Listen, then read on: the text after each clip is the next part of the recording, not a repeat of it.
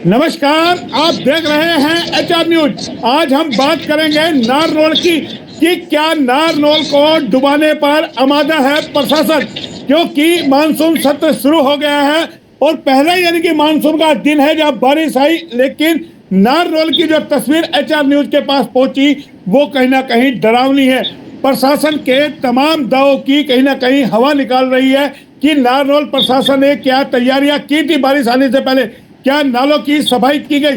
जो तस्वीरें आई है उसी पे हम बात करेंगे। हमारे साथ दो शख्स हैं नारनौल से। एक तो है हमारे साथ सुरेंद्र चौधरी जी, दूसरे हैं हमारे साथ सोनी जी, उनसे भी हम बात करेंगे। दयानंद सोनी जी जो कि पूर्व पार्षद भी रहे हैं 2 बार, हम उन्हीं से बात करेंगे आखिर ये नारनौल के हालात क्यों है। सबसे पहले दयानंद सोनी जी, आप ही के पास आता हूँ। आप तो 2 बार पार्षद रहे हैं और नारनौल की समस्या जिस तरीके से जल भराव हो रहा है, क्या लगता है नारनौल को डुबोने की तैयारी की जा रही है प्रशासन द्वारा? बिल्कुल जी, मैंने 2020 से ये शिकायत कर रखी थी। छलक जो नाला है 38 करोड़ की ग्रांट से लागू हुआ था, यहाँ मुख्यमंत्री जी आए थे और उस समय घोषणा की थी ये जो नाला है नारनौल के बीचों बीच जाएगा तो ये अच्छी तरह बनेगा, लेकिन वो नाला बना नहीं और वो एक भ्रष्टाचार का मुद्दा हो गया वो तो। और वो जो जमीन थी नाले की वो निकाली नहीं और तरीके से नाला बना नहीं, कहीं चौड़ा कहीं सकड़ा बना दिया इन्होंने और वो सारा जल भराव उसमें है और आगे बंद हो गया नाला। और इसमें यहाँ के जनप्रतिनिधि शामिल है। जो टेंडर हुआ है यह पारुल कॉन्ट्रैक्ट कंपनी का टेंडर है जिनमें ये लोग मिले हुए यहाँ के जनप्रतिनिधि, इसलिए ये समस्या हो रही है। लेकिन आप तो जिस तरीके से हमें जो जानकारी मिल रही है, 2 बार आप पार्षद रहे हैं, कष्ट निवारण समिति के सदस्य हैं, फिर कैसा कष्ट दुनिया का दूर हो रहा होगा? आप सदस्य होकर के नहीं बयां कर पा रहे कि भाई नारनौल डूबने के कगार पर है, डुबोने की तैयारी की जा रही है। जिस तरीके से लोगों के घरों में दुकानों में पानी भरा है, नहीं लगता है शर्मसार करने वाली स्थिति है? कहाँ है आपके जनप्रतिनिधि जिन्हें आप यहाँ से जिता करके भेजते हो? हमारे नारनौल में जेपी दराज जी आए थे, उसके सामने मैंने समस्या रखी थी ये चुनाव, नगर निकाय चुनाव से पहले, लेकिन उन्होंने कोई ध्यान नहीं दिया, ना कोई समिति गठित की। और उसके बाद यहाँ मंत्री जी कहते हैं कि इनकी जांच होगी। अरे पहले जांच होती तो समस्या बात ही अलग होती, जांच कहाँ गई है बताओ? तो इसमें इन लोगों का ही हाथ है जी, हाथ है। सुरेंद्र जी आपके पास आता हूँ। अभी हाल ही में चुनाव था, आपके वहाँ 8 कैंडिडेट थे जो दावा कर रहे थे कि हम शहर का विकास करेंगे। क्या अब उन कैंडिडेटों में को देखने आए हैं जो विजेता रही है कमलेश सैनी, उन्होंने जाके लोगों का दुख दर्द जाना? जिस तरीके चुनाव में बड़े बड़े वादे और दावे किए जा रहे थे। नहीं, जीतने के बाद एक्चुअल में वो धन्यवादी दौरे पर हैं और जब तक नोटिफिकेशन होके उनको चार्ज नहीं मिलता तो वो किस सूरत में वो कराएंगे। बाकी वो चेयरमैन तो बनी गई, नोटिफिकेशन हो गया, शपथ लेनी है आपको मिल जाएगी, लेकिन अब आप जनता के बीच तो जाइए। चेयरमैन सीधे तौर पे चुना गया है, अब कोई वार्ड से थोड़े ना पार्षद थोड़े ना चुन के भेज रहे, सीधे तौर पे पूरे शहर ने वोट दिया है। मोहनलाल जी, शहर के दौरे तो उन्होंने किए हैं। आज जब मानसून की पहली बरसात आई उसके अंदर इतना बुरा हाल हो गया, कई मोहल्ले तो पानी के अंदर 6-6, 7-7 फुट पानी में डूब गए। एक राव का मोहल्ला है, उसमें तो लोग पूरे दिन घर से बाहर नहीं निकल पाए। हमारे एक सीनियर एडवोकेट है हरिराम जी सैनी, पूरा नारनौल जानता है, वो सुबह अपने कोर्ट जाने के लिए जब निकले तो उन्होंने अपना है ना पैंट और शर्ट को उतार के इनर के अंदर अंडरवियर बनियान के अंदर उस पानी के अंदर से निकले हैं। वो बताइए, इतनी शर्म की बात है। सरकार हर साल जब उनको पता है कि भाई मानसून के अंदर शहर का बुरा हाल है, अभी भाई देदन जी कह रहे थे कि छलक नाला, ये छलक नाला 80 फुट चौड़ा है, लेकिन कहीं पर ये 15 फुट है, कहीं पर ये 65। पिछले 4 साल से बन रहा है, ये 2 साल पहले कंप्लीट हो जाना चाहिए था, लेकिन अभी तक उसका काम चल रहा है। तो ये भ्रष्टाचार का एक ऐसा नाला बन चुका है, भगवान खुदा ना खास्ता अगर बारिश जबरदस्त हो गई तो इस शहर को डूबने से राम जी भी नहीं बचा सकते। अरे भैया, दोषी तो जनता भी है ना। अरे भैया, जनता भी तो दोषी है। नारनौल की क्यों नहीं अपने जनप्रतिनिधियों से सवाल जवाब करती? प्रदेश भर में जगह जगह रोहतक की तस्वीर देख लीजिए, हमने रेवाड़ी का दिखाया किस तरीके से बुरा हाल है, अंडर पास में स्विमिंग पूल बना दिया गया। भाई विकास के सरकार दावे कर रही है बड़े बड़े, और जो जनप्रतिनिधि अभी वोट मांग रहे थे आपके पार्षद, चेयरमैन, 8 कैंडिडेट, वो अब यानी कि चुनाव हारते गुम हो गए।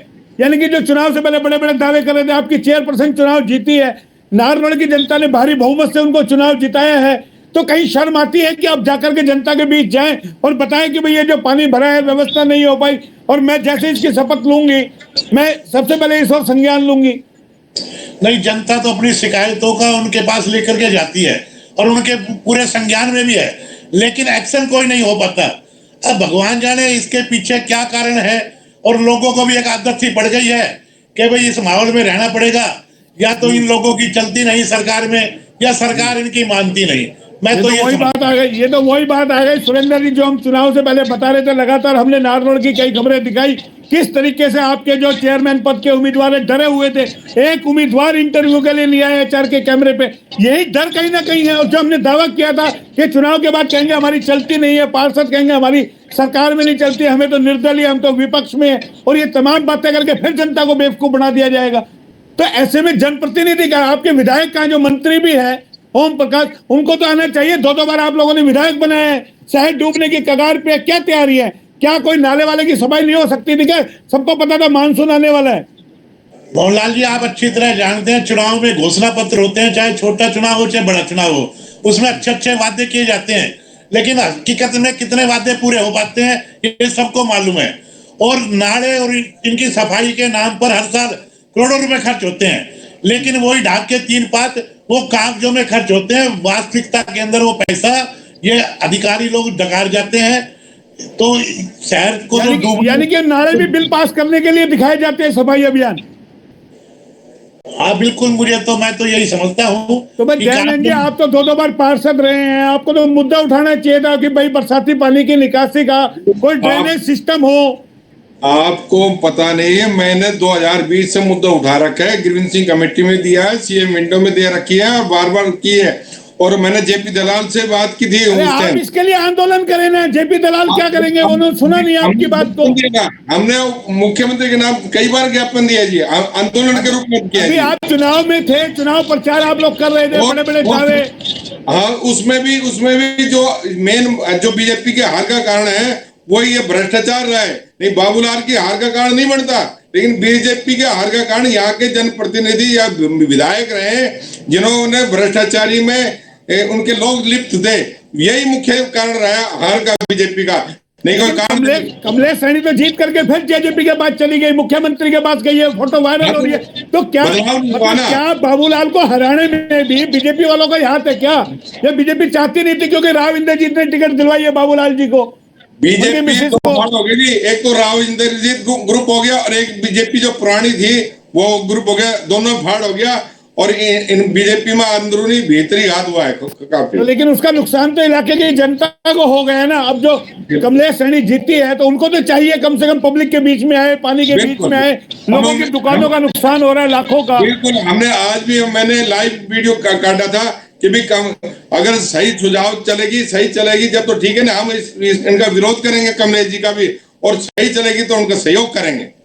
तो अब क्या स्थिति है? वहां पानी निकला नहीं निकला, या अभी भी वैसे लोगों के घरों के बाहर पानी भरा पड़ा है? अभी तो थोड़ी बरसात हुई है, अभी तो बरसात आनी बाकी है, अभी तो बहुत बुरा हाल होगा जी। ये नाला आगे से जाके बंद है, कि जो भी नाला में अतिक्रमण कर रखे उसके खुलवाए जाने। हम प्रशासन से और कमलेश जी से और हरियाणा सरकार से करते हैं कि ये जो नाला है जितना भी अतिक्रमण कर रखे। तो आपके वहाँ पूर्व मंत्री रहे नरेंद्र राव, उन्होंने भी कभी इस बारे में नहीं सोचा कि बरसाती पानी निकासी का इंतजाम किया जाए?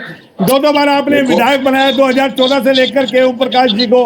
मतलब कोई इलाके की नेता शुद्ध लेता है या नहीं लेता है? जनता इसी तरीके से त्रस्त होती रहेगी। तो यहाँ के जनप्रतिनिधि है ना, यहाँ बढ़ जाते हैं लेकिन गुड़गांव जाके बैठ जाते हैं।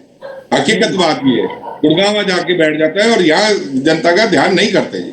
नहीं करते। तो ये तस्वीर हमने आपको दिखाई है। 2 शख्स हमारे साथ थे, सुरेंद्र चौधरी जी जो समाज सेवी है, और दयानंद सोनी जी जो 2 बार पार्षद भी रह चुके हैं। और इनके परिवार के पहले हमने कैलाश सोनी जी का इंटरव्यू दिखाया था कि पूरे परिवार में किस तरीके से नगर परिषद से जुड़े हुए हैं।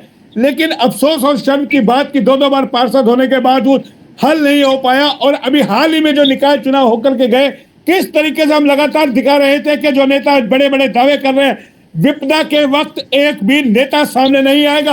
8 कैंडिडेट चुनावी मैदान में थे, एक कैंडिडेट जीत गया ना, वो आया, और 7 जो हार गए वो भी नहीं आए। और चुनाव के वक्त बड़े बड़े दावे कर रही थी। तो अच्छा हुआ कि वहां पर जो है लोगों ने कमलेश सैनी को जिताए हैं जो निर्दलीय है, लेकिन अब वो उनको चाहिए कि वो जाकर के इलाके की जनता, नार रोड की जनता के से सुध ले कि उनके घरों में पानी भर गया। साथ में उन 7 कैंडिडेटों को भी चाहिए जो बड़े बड़े दावे कर रहे थे कि हम विकास कराएंगे, जाकर के वोट मांगा है। इलाके की जनता ने उन्हें भी वोट दिया, भले ही वो हार गए हो, जाकर के लोगों की सुध उनको लेनी चाहिए। क्यों लाखों रुपए का नुकसान लोगों का वहां पर हो रहा है, घरों में पानी भर गया, दुकानों में पानी भर गया, और ये तस्वीरें आई, इसीलिए देर रात इस पर बैठना मुनासिब समझा HR न्यूज ने, क्योंकि हम लोग नार रोड की खबरें लगातार दिखा रहे हैं। पूरे चुनाव में हम वहां गए थे, किस तरीके से वहां जो कैंडिडेट है सारे डरपोक कैंडिडेट थे, एक भी कैंडिडेट ने कैमरा फेस नहीं किया। और जो विजेता कैंडिडेट है उनसे भी हम निवेदन करेंगे HR न्यूज के माध्यम से कि हमारा नंबर भी आपके पास पहुंच रहा है, समाचार भी नार रोड की जनता के पास पहुंच रहे हैं, और वो आए HR न्यूज के कैमरे पे जवाब दे कि इलाके के लिए वो क्या करेंगी। फिलहाल आप दोनों मेरे साथ जुड़े, बहुत बहुत आपका धन्यवाद, और फिर आएंगे किसी नए टॉपिक पर। तब तक के लिए नमस्कार।